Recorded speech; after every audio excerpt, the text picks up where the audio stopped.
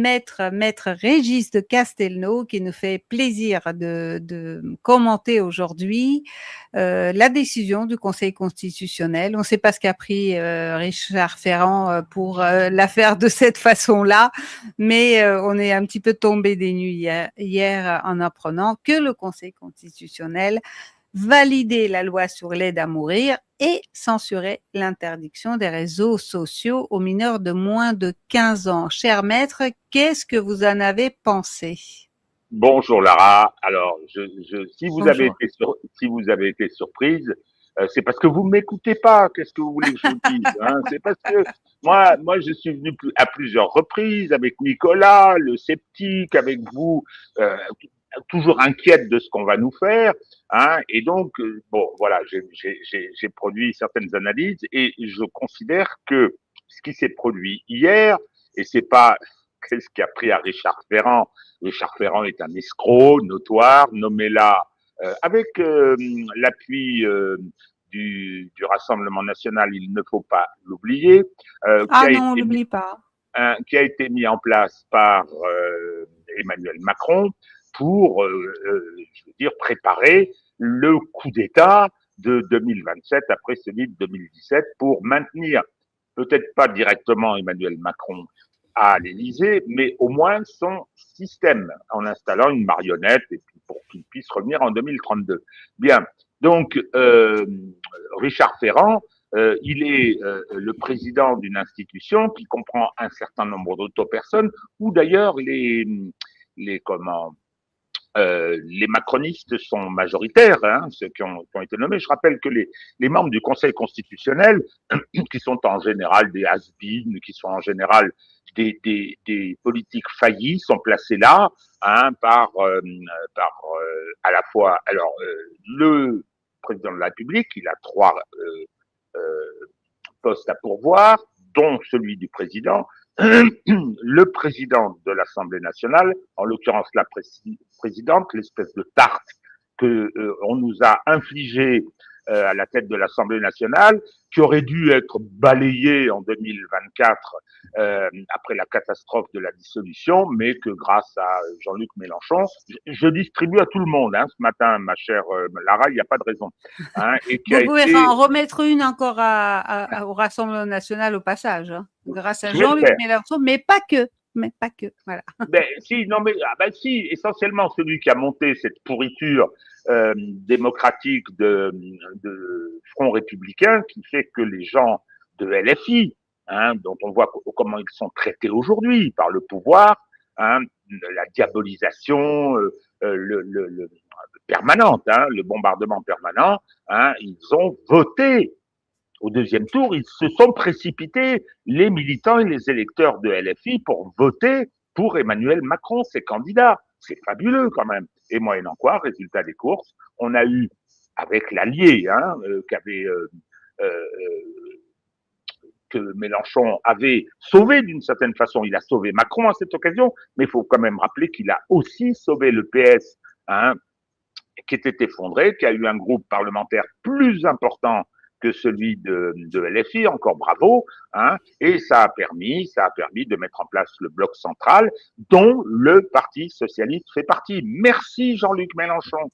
Merci. Ah oui, mais je veux prendre la place je veux prendre la place du PS, etc., de la gauche et tout. Mais je commence par repasser les plats à mon cher Parti socialiste auquel j'ai toujours appartenu et pour lequel j'ai toujours été un professionnel de la politique puisque je n'ai jamais travaillé. Là, c'est sa petite fête, il l'a pas volée. Donc, le problème, effectivement, c'est que le PS a comme ça installé le gouvernement Lecornu, parce que c'est un gouvernement socialiste, hein, du bloc central, hein, et ce gouvernement socialiste sans participation. Rappelez-vous hein, que la première nomination de ce pauvre Lecornu, elle a duré 24 heures. Mais après, le PS est arrivé, non, attendez, on va vous sauver, on va mettre une petite magouille en place, vous allez prendre des engagements que vous ne tiendrez pas parce que la trahison est consubstantielle à notre parti, hein, et donc voilà. Donc, c'est comme ça que ça s'est produit. Alors, avant commencer, hein, c'est un échauffement, ma chère Lara. Hein. Donc, je voulais dire un petit mot pour Cyril Delattre. Il n'a pas à se justifier, comme il vient de le faire, euh, de son engagement pour la Russie. Il n'est pas engagé pour la Russie. Il dit qu'il ne peut plus être engagé pour la France compte tenu de ce qu'elle est devenue. Et moi, je ne veux pas retenir cette formulation. Hein, cette France-là n'est pas légitime. Ceux qui ont suivi le général de Gaulle en 1940 et après pour la France libre, hein, ne se sont pas engagés contre la France. Il y avait un gouvernement pétainiste arrivé dans les fourgons de l'étranger. C'est la même chose en France aujourd'hui. C'est-à-dire qu'on a un coup d'État en 2017 organisé par les socialistes essentiellement, un coucou Jacques Attali, et qui a mis en place un young leader et quelqu'un avec l'accord des États-Unis pour avoir une politique atlantiste conforme aux intérêts des États-Unis. Donc cette France-là est totalement illégitime. Elle est illégitime, c'est pas la France, je suis désolé. Hein, c'est un gouvernement de collaboration avec un État étranger, avec deux États étrangers d'ailleurs, parce qu'il y a également Israël, hein, et qui ne peut pas être considéré comme représentant non seulement l'intérêt des Français, mais l'essence même de cette nation. Hein. Donc, mon cher Cyril, moi, je considère que vos engagements sont légitimes, et ce d'autant que la politique qui est faite par ce gouvernement illégitime, par ce président illégitime, hein, cette politique est contraire aux intérêts fondamentaux de la France. Contraire, totalement contraire, c'est de la trahison. Bon, donc, voilà pour ce qui concerne ce petit message. Alors, qu'est-ce qui s'est Voilà, passé? revenons sur. Moi, j'ai eu hier une forme de grâce à vous et grâce à votre comment dire réaction à cette décision, j'ai eu l'image de cette décision qui tombe. Macron sur son jet ski, il fait demi-tour, il arrive, il court, il appelle le cornu, il dit tu me remets ça tout de suite. Voilà. Bon, alors, hier, qui c'est qui m'annonce cette décision du Conseil constitutionnel? C'est Lara, hein, qui Ouais. m'appelle en me disant, est-ce que vous avez vu? Je n'avais pas vu. Effectivement, je passe pas ma journée en cette période de vacances sur les réseaux, encore que j'y aille beaucoup.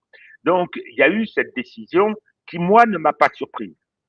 Elle n'est qu'une confirmation. Alors, en même temps, je suis enchanté d'avoir cette confirmation et donc elle me permet de poursuivre mon analyse. Je vais répondre sur justement parce que je crois que c'est très intéressant ce qui vient de se produire. D'abord, premièrement, le Conseil constitutionnel. Il faut savoir, je l'ai dit, hein, qu'il est composé par des politiques qui ne sont pas des juristes et qu'il y a des juristes qui font tourner cette boutique, hein, et ces juristes émanent du Conseil d'État. Bien. Donc, on a une situation avec un président de la République qui est décidé à réaliser un nouveau coup d'État. Il sait très bien que son système est aux abois, il sait très bien qu'il y a une rage sourde contre lui, il y a une haine, et comme c'est un psychopathe, il continue à provoquer. Hein. L'épisode incroyable, l'épisode du jet ski est absolument effarant, est absolument effarant. Et face à ça, le Conseil constitutionnel, qui donc est organisé, animé par des magistrats issus du Conseil d'État, a pris une décision juridiquement très charpentée. Et juridiquement très charpentée, très simplement charpentée, a dit le torchon que vous nous présentez, alors c'est moi qui traduis en mon langage, hein, le torchon que vous nous présentez est simplement, excusez-nous, attentatoire à la Déclaration française des droits de l'homme de 1789. Excusez du peu. Hein. Donc, l'intérêt des enfants, c'est une juste cause, et je la partage, hein, clairement, mais avec votre tas de boue, là, c'est non. C'est non. Hein. Donc, remettez ça sur le tapis, essayez de nous présenter quelque chose d'acceptable. Et à ce moment-là, face à l'humiliation du kéké, là, hein, il est descendu, et vous l'avez dit, Lara, il est descendu de son jet ski, hein, en roulant des mécaniques, il y a une espèce de rouleur de mécanique de chef-lieu de canton, là, il est là, il met ses lunettes noires, enfin, je veux dire, euh, j'ai pas tranché en, c'est un pervers qui est décidé à humilier les Français, ou bien il se rend pas compte, ou bien il ne se rend pas compte à quel point il est grotesque, il est haïssable, et il ne se rend pas compte, peut-être, je ne sais pas, à quel point à l'étranger il est considéré comme un pitre.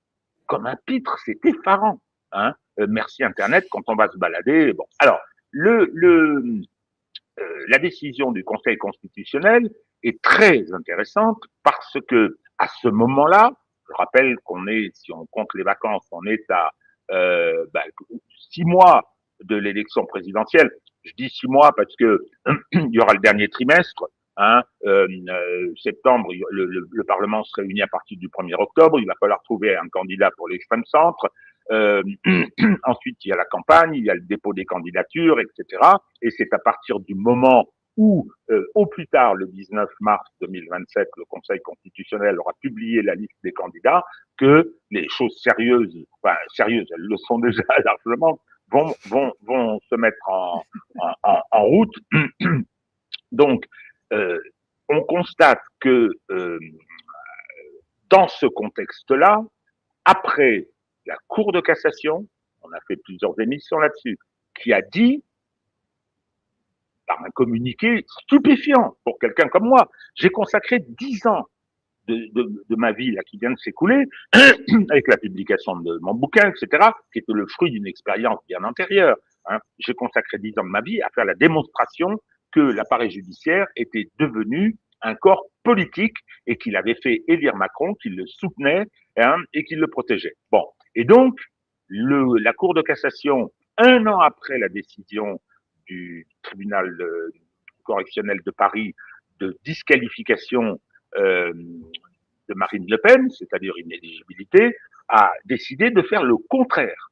La Cour d'appel a décidé de faire le contraire, et pour soutenir cette décision qui restituait à Marine Le Pen son éligibilité, je vais même jusqu'à dire qui investit Marine Le Pen de la candidature pour l'élection présidentielle, eh bien, la Cour de cassation est intervenue en disant, en substance, et c'est moi qui traduis, mais je les connais bien, et puis je sais les raisons, on ne va pas en débattre tout à fait aujourd'hui, si ce n'est qu'il y a un changement de génération. Tous les gens qui ont participé à la mise en place du système Macron en 2017, qui étaient essentiellement des magistrats socialistes, vérolés par ces 20 ans, les boomers, ils sont tous partis quand ils ne sont pas morts, hein, et c'est une autre génération qui est arrivée, et cette autre génération n'est pas a décidé là maintenant, compte tenu de la gravité de la situation, de ne pas marcher dans les pas de la précédente.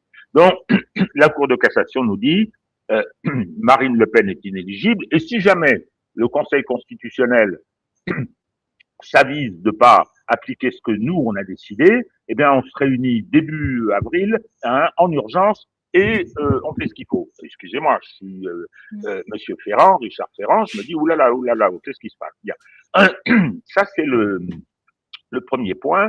L'appareil judiciaire dit à Emmanuel Macron, c'est terminé. On vous soutiendra plus.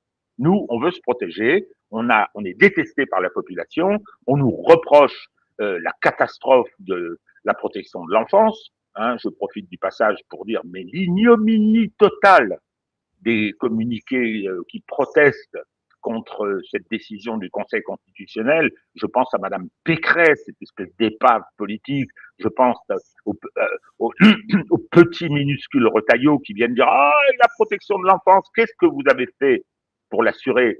Hein, la catastrophe des ASE, de l'aide sociale à l'enfance, hein, le désastre français, l'affaire Liana. Et là, vous venez nous dire hein, « Ah ben oui, mais il faut protéger l'enfance. » Alors que vous l'avez abandonné, Monsieur Retailleau. Vous l'avez abandonné, Madame Pécresse. Hein. Simplement, vous voulez qu'on empêche les gens de s'exprimer. Parce que sur les réseaux, c'est là où le débat national se passe désormais, et sûrement pas dans votre presse pourrie. Bon.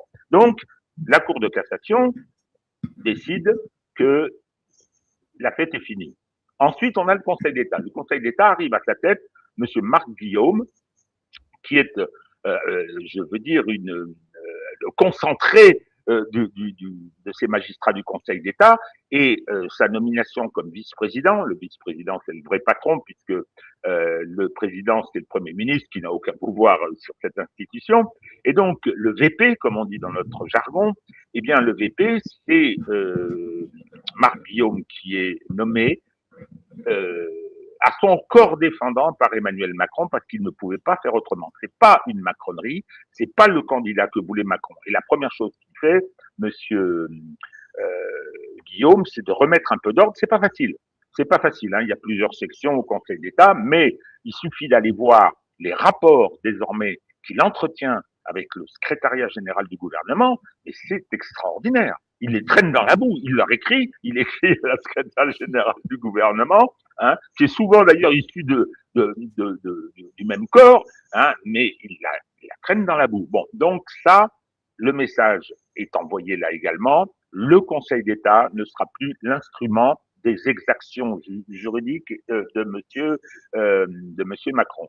Et là, on vient d'avoir troisième message, et vous savez très bien, moi je suis avocat depuis si longtemps, hein, ça va faire bientôt 54 ans le 13 décembre prochain, donc c'est mon monde, c'est mon lieu d'énonciation, et donc le Conseil constitutionnel vient de dire la même chose à un moment particulièrement important, sur un texte extrêmement important du point de vue de la tentative de coup d'État que M. Macron n'a pas renoncé à faire, et ce que vous dites concernant ce qui a été demandé à M. Lecornu, c'en est la démonstration, eh bien le Conseil constitutionnel, tel que je le décris, c'est-à-dire avec des membres qui ne sont pas homogènes, hein, avec le Conseil d'État qui est puissant puisque c'est lui qui fait le travail, hein, la rédaction de l'arrêt, de la décision, c'est pas un arrêt, de la décision rendue par le Conseil constitutionnel hier, on voit bien que ce sont les juristes du Conseil d'État qui l'ont rédigé, avec peut-être Philippe Bas, hein, qui a été nommé par le président du Sénat, mais clairement, c'est pas Monsieur Ferrand qui l'a rédigé. Alors, je ne sais pas s'il y a eu des débats, enfin, comment c'était le délibéré, mais clairement, c'est une décision qui dit à Emmanuel Macron, non, nous ne serons pas l'instrument de votre nouveau coup d'État. C'est ce que ça veut dire, parce que si on vient censurer... Philippe Bas, on le voit même sur la photo derrière Ferrand. Voyons. Hein. Donc, vous avez tout à fait raison. Ancien secrétaire général de l'Élysée du temps de Chirac. Hein, pas oublier ça. Personnage tout à fait respectable. Et donc, ce qui n'est pas le cas de beaucoup d'autres, hein, du Conseil constitutionnel. Monsieur Juppé n'est pas respectable, simplement. Bon, cela étant, dans la mesure où sa lâcheté proverbiale de repris de justice, hein, faut pas oublier, va faire qu'il va s'aligner. Il va être bien obligé de s'aligner. Donc, on a une décision qui dit non seulement nous ne serons plus l'instrument de votre politique et de ce qui est en train de se préparer dans votre tête, c'est-à-dire un nouveau coup d'État, hein, mais en plus, on vous prive dès le début d'un des instruments très importants, c'est-à-dire celui de la censure. C'est-à-dire qu'on allait mettre en place une mesure, et c'est quasiment dit comme ça dans l'arrêt, une mesure totalement liberticide, totalement attentatoire aux principes fondamentaux. Les principes, ce n'est pas les valeurs de la République. Hein. Ça, c'est rien. Ce qui compte, ce sont les principes de la République. Article 11 de la Déclaration des droits de l'homme à valeur constitutionnelle, liberté d'expression, avec des règles de contrôle en cas d'excès. Bien. Donc, non, monsieur Macron, vous n'aurez pas cet outil et on vous signale au passage que c'est terminé. Hein, vous allez faire le kéké sur la Méditerranée alors que la France est exsangue, la France est sous la canicule, la France est confrontée aux incendies, les catastrophes concernant la protection de l'enfance continuent, la situation économique est catastrophique, les finances sont catastrophiques, hein, et vous allez faire, vous prenez vos vacances, hein, et vous allez faire le kéké sur un jet ski, c'est-à-dire l'attirail du con, quoi. Faut dire les choses comme elles sont. C'est incroyable, ça. Enfin, je veux dire, un minimum de décence. C'est vertigineux l'écart Non, qu'il y mais a entre. c'est, maître, il y a l'aspect, il passe ses vacances comme il veut. Non, Euh, non, non, mais Lara, non, non, non, mais non et non. je précise ma pensée. C'est pas. En fait, c'est la. En plus, il y a une mise en scène par Paris Match avec une photo qui, à mon avis, extrêmement travaillée. Évidemment. Elle est photoshopée comme pas possible. Et mais moi j'ai cru que c'était une fausse une quand je l'ai vue. Tellement c'était en décalage avec ce que. Enfin, en bas vous avez la photo de Glucksmann avec Léa Salamé. La une de Paris Match apparaissait à mes yeux comme un fake. C'est-à-dire une faite par l'IA, tellement elle était en décalage avec ce que je m'attendais de voir cet été. C'est ça que je voulais dire. Non, En mais plus, c'est attendez, une mise en scène. Lara, il est à 6 mois de quitter le pouvoir. Le 3 mai au matin, il n'est plus rien. Alors je souhaite, hein, je prie tous les jours, bien que non croyant, donc ce sera peut-être pas efficace, hein, mais pour que il y La aille, Sainte Vierge qui nous protège aujourd'hui. Voilà, eh ben, que la Sainte Vierge l'Assomption. agisse. Oui, ah oui, c'est vrai. Oh, on peut dire aussi que c'est la Saint Napoléon. Hein. Vous savez que c'était fête nationale sous le Deuxième Empire, donc puisque c'est la date de naissance de Napoléon Bonaparte. Et donc, pardon. Donc, Les internautes vous conseillent un verre d'eau depuis oh tout ma à l'heure. pauvre. Ils sont gentils là, ils sont bienveillants avec moi, mais je ne sais pas si ça changerait grand-chose. Toujours est-il que qu'il aille dans cette situation, alors que désormais il ne devrait plus inaugurer que les chrysanthèmes, hein, comme disait le général de Gaulle en parlant des présidents sans pouvoir, et il devrait préparer sa sortie. Sortie parce que je rappelle que le 3 mai au matin, il n'est plus rien.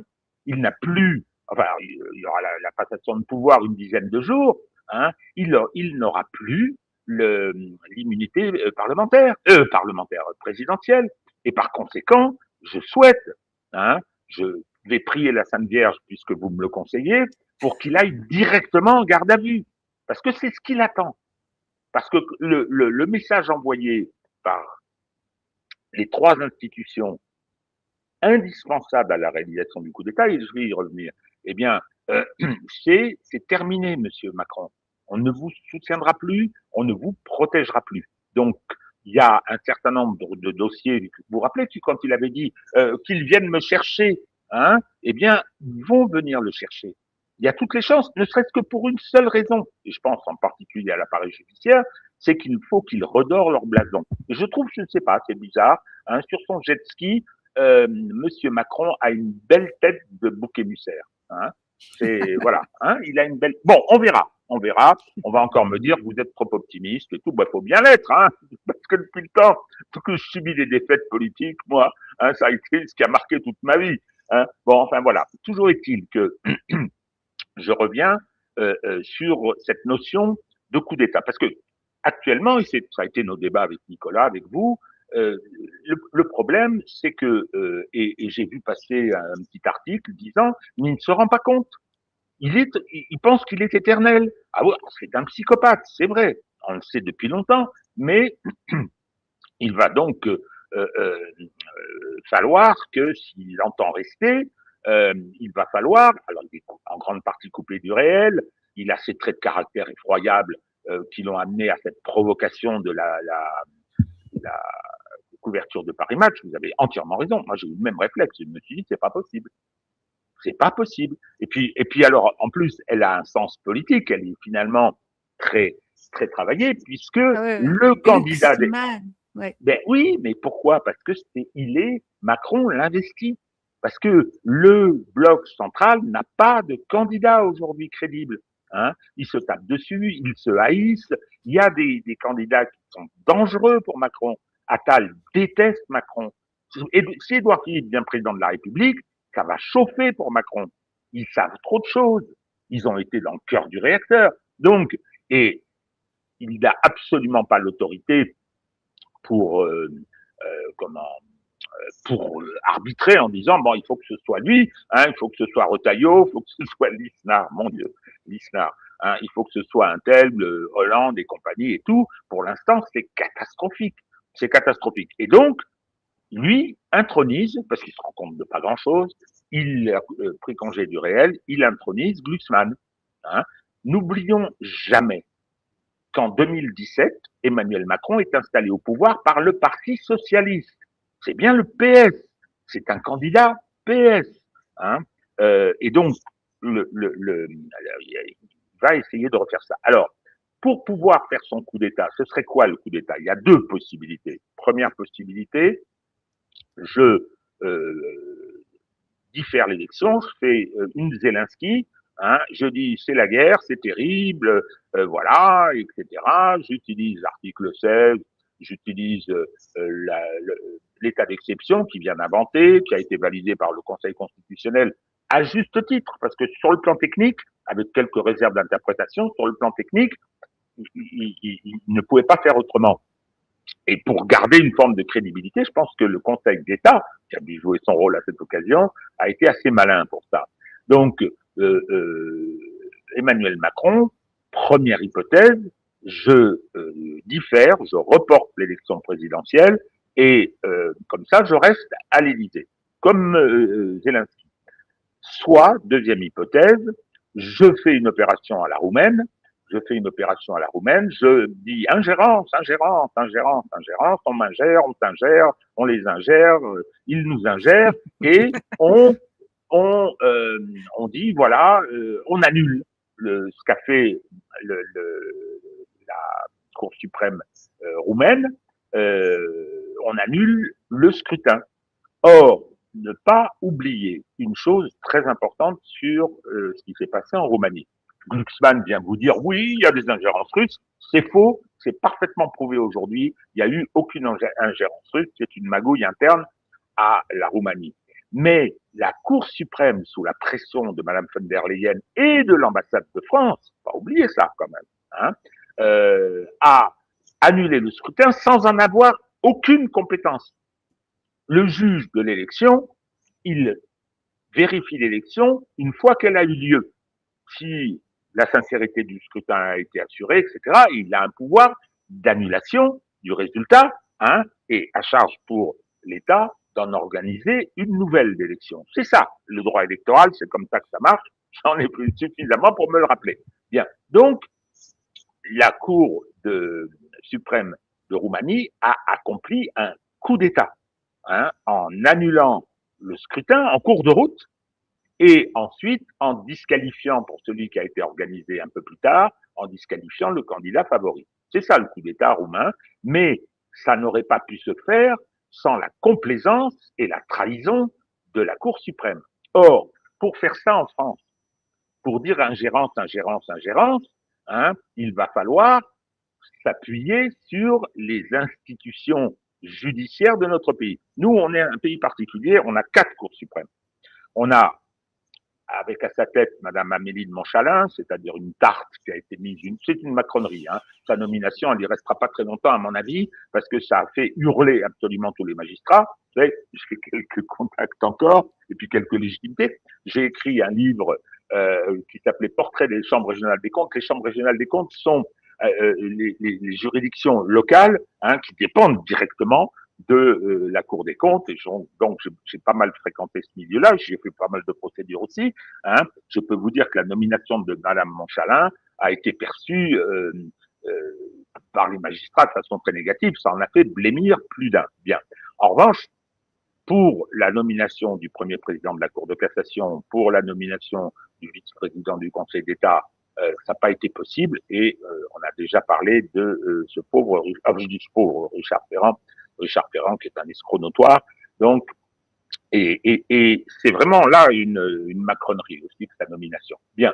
Donc, vous ne pourrez pas faire le coup d'État, c'est-à-dire d'annulation de l'élection, hein, de disqualification des candidats considérés comme dangereux, hein, disqualification que le tribunal de Paris avait opéré concernant Marine Le Pen, hein, avec son jugement du 31 mars 2025.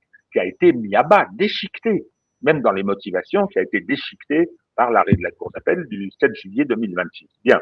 Donc, sans l'appui de ces trois institutions, ces trois cours suprêmes, je me répète, Conseil constitutionnel, Conseil d'État et Cour de cassation, le coup d'État dont rêve Macron n'est pas réalisable. Et la décision qui a été prise hier raconte cette histoire. Voilà, Monsieur Macron, c'est terminé, la fête est finie. Deuxièmement, vos histoires d'ingérence, c'est fini aussi. Parce que je vois pas là comment est-ce que on peut imaginer que après ce camouflet, après ce crachat que vient de recevoir dans la face, enfin, Monsieur Macron, on ne peut pas imaginer que cette histoire des ingérences marche. Déjà, elles avaient commencé à se ridiculiser au point qu'une partie de la presse mainstream dit attends, c'est n'importe quoi. Hein, chaque candidat du haut de ces 3% vient de dire qu'il a été ingéré, c'est grotesque. Bon, donc la fin de partie a été sifflée. Bien. Donc, pour différer l'élection, là j'ai parlé de l'annulation à la roumaine, pour différer l'élection et rester à l'Élysée, ce qui est un nouveau coup d'État invraisemblable, il faut là aussi, la complaisance et la participation de ces trois cours suprêmes. Et évidemment, si vous voulez faire l'article 16, le Conseil constitutionnel est décisif. Si vous voulez faire l'état d'exception, le nouvel état d'exception, le Conseil d'État est juste à côté et il va annuler le décret. Voilà ce qui va se passer. Bien. Donc, quand on voit comment le Conseil constitutionnel a validé la possibilité de faire un état d'exception par décret, il a bien dit on vérifiera, c'est-à-dire la juridiction administrative, la motivation. On la vérifiera de très près. Bon, donc, alors je sais que je vais entendre que je suis bien optimiste, qu'ils vont essayer. Oui, je pense que oui, hein, il va essayer, mais qu'il est désormais isolé. Parce que la couverture de Paris Match qui nous dit, voilà, regardez comme je suis beau et je vous fais des bras d'honneur dès que j'en ai l'occasion, hein, puisque c'est ça, c'est une vulgarité absolument insensée. Et puis ensuite, je vous informe que mon candidat, c'est Glucksmann, hein, et que le PS va investir, etc., comme il m'avait, dans les faits, investi en 2017, après avoir magouillé en amont pour préparer la partie judiciaire du coup d'État, la partie médiatique du coup d'État, la partie institutionnelle. Ça, on va pas revenir dessus. Ça a été décortiqué, ça a été écrit.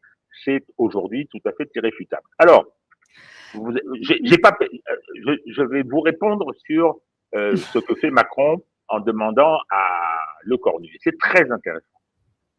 Aujourd'hui, je suis pas en train de décerner des brevets de républicanisme à tous ces gens. Hein. Je me dis simplement, et je dis simplement, qu'ils savent que c'est terminé, que les fourches se rapprochent, qu'il n'y a plus rien qui fonctionne, que plus personne n'écoute Macron, même dans l'administration, même à Bercy, même dans... regardez ce qui s'est passé avec les incendies. La séquence où il est face aux pompiers. On a mis 40 mètres entre eux parce qu'ils savent, les services de sécurité se disaient, il y en a un qui va lui coller une claque dans la figure. Un Montjoie. Voilà, un Montjoie. Non, mais c'était horrible. Le mépris qui sourd de ce peuple maintenant, c'est extraordinaire. Alors, face à ça, c'est un peu la débandade. Moi, c'est mon triptyque, hein, désarroi, panique, sauf qui peut. Sauf qui peut, les trois institutions dont je viens de parler, c'est bien de ça qu'il s'agit. C'est bien de ça qu'il s'agit. Parce que M.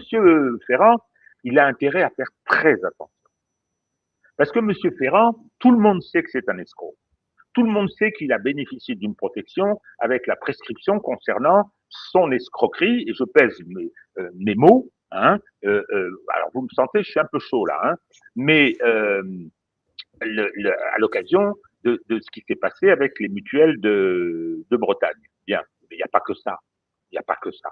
Donc, M. Ferrand, le message qui lui a été envoyé par la Cour de cassation, moi, je l'ai aussi lu à ma façon. Je l'ai aussi lu de la façon suivante, hein, c'est-à-dire, on interviendra si jamais vous nous dites que Marine Le Pen n'est pas éligible lorsque vous allez publier la liste des candidats, hein, mais on vous prévient aussi que après c'est nous qui tenons le manche.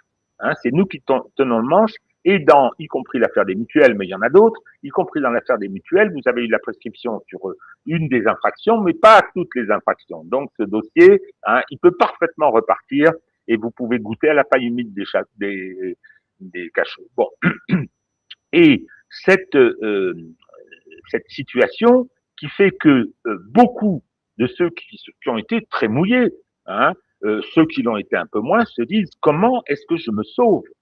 Comment est-ce que je vais m'adapter à la nouvelle donne, puisque Emmanuel Macron va partir et que s'il essaye de mettre en place un coup d'État, ça ne pourra pas passer. Alors pour des raisons techniques, mais aussi pour des raisons politiques. Les Français ne l'accepteront pas. Si aujourd'hui les couches populaires qui soutiennent le Rassemblement national sont quasiment muettes, c'est qu'elles attendent, elles savent très bien ce qui va se passer le 2 mai. Hein.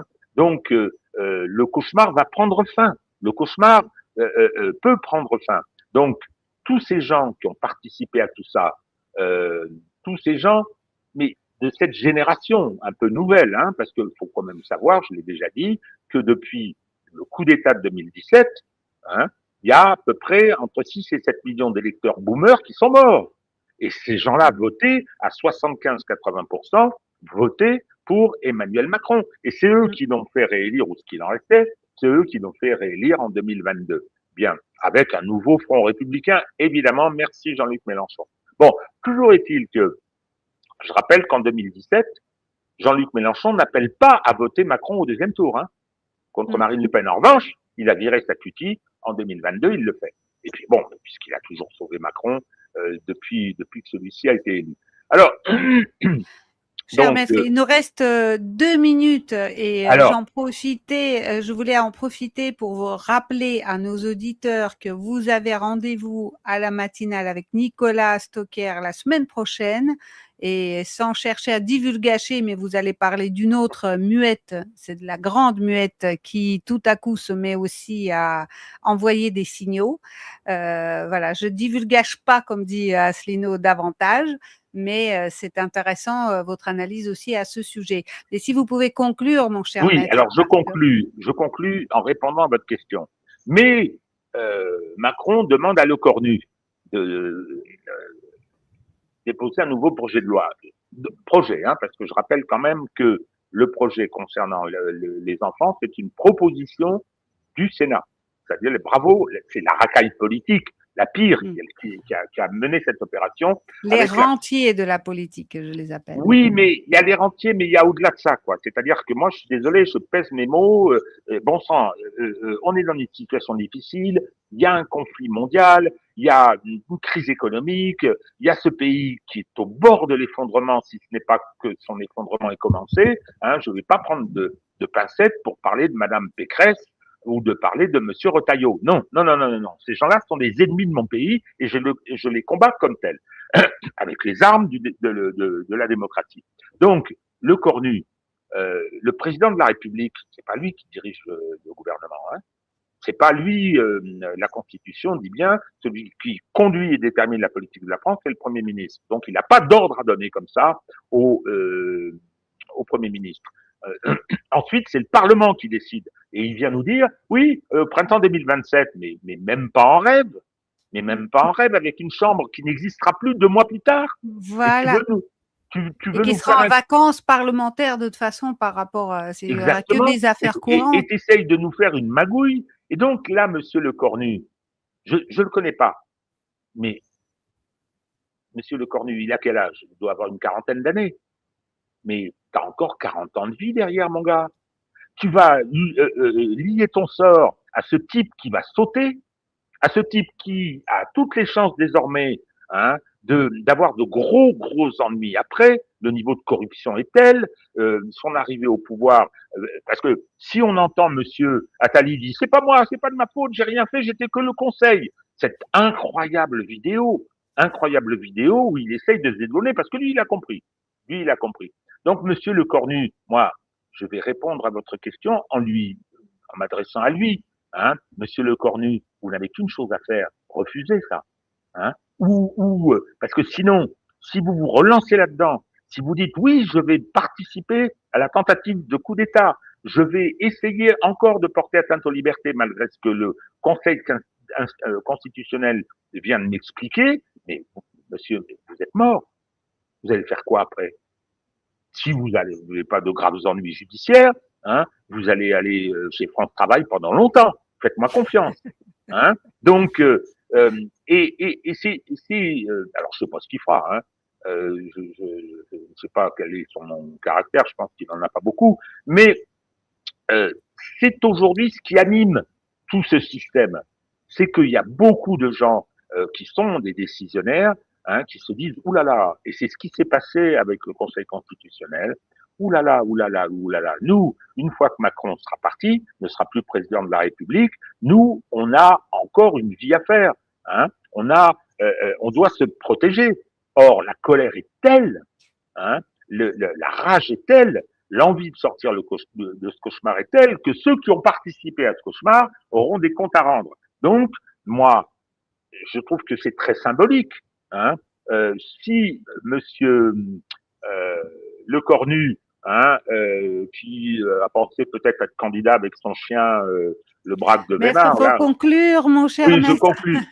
Si lui, il a 2 sous de jugeote, hein, il va dire, il va ou botter en touche ou il va dire non. Et dans ce cas-là, ça sera encore un signal fort que le système ne fonctionne plus et que Emmanuel Macron, comme l'empereur du conte, hein, est complètement à poil.